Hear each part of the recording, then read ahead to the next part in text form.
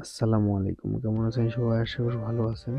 তো আজকের ভিডিও হলো নগদ অ্যাকাউন্টে অনেক সময় কিন্তু ট্রান্সফার হয় না, মানে উম, দেখেন, আজকে কিন্তু 1 তারিখ, আজকে দুই 1 তারিখ, কিন্তু আজকে একটা জিনিস, সেটা হলো নগদ অ্যাকাউন্টে কিন্তু লেনদেন করতে পারবেন। দেখুন, আমার নগদ অ্যাকাউন্টে কিন্তু 1522 টাকা আছে অলরেডি।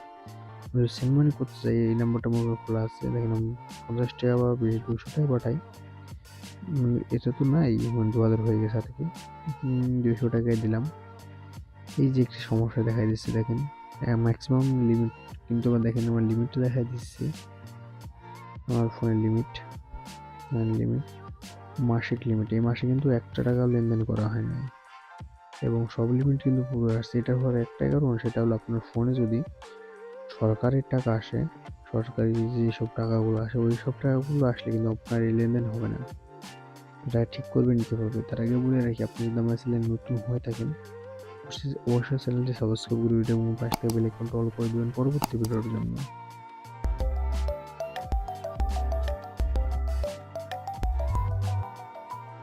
এটি করতে হলে আপনি সরাসরি যেহেতুটা চেক করবেন, সরাসরি নগদে চলে আসেন।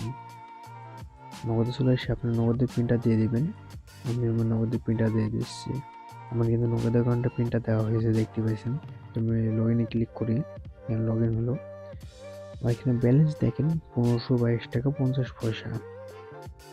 এই মেন যে সমস্যা, সেটা হলো আপনার অ্যাকাউন্ট যদি সরকারি লেনদেন বা সরকার থেকে ভাতার টাকা বা এক কথায় সরকার থেকে যেসব টাকা আসবে, সেই সব টাকা যদি আসে, সেখানে সিম মানি নিতে হবে না। এখানে আমি সিম মানি করে দেখাইছি।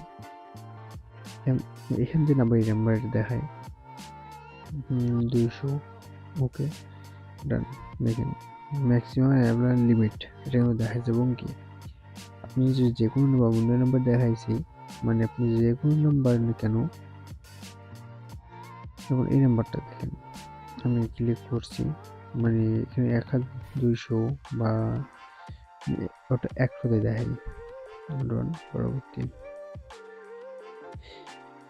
এটাই কেওয়াইসি পূরণ দেয় নাই, যেহেতু মানে যেসব অ্যাকাউন্ট খোলা আছে, যেমন আরেকটা দেয় 011315, এইটা কিন্তু অ্যাকাউন্ট অলরেডি খোলা আছে আর কি। দেখেন, এটা যদি আমি টাকা পাঠাতে যাই 20 টাকাও যদি দিই, দেখেন মানে পুরাপুরি এমন একটা সিস্টেম হয়ে গেছে, যার কারণে এটা কিন্তু অ্যাকাউন্ট খোলাও, যদি আমি এখান থেকে দেখেন 500 পাঠাই, ম্যাক্সিমাম অ্যামাউন্ট লিমিট।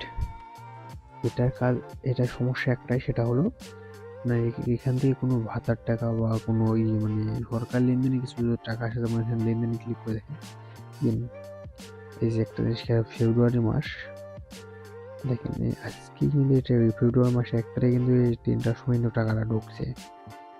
এটা কিন্তু সরকারি টাকা, দেখেন ডিস্টার্বিং পেমেন্ট, যে দেখেন এটা কিন্তু সরকারি টাকা, দেখতে পাচ্ছেন।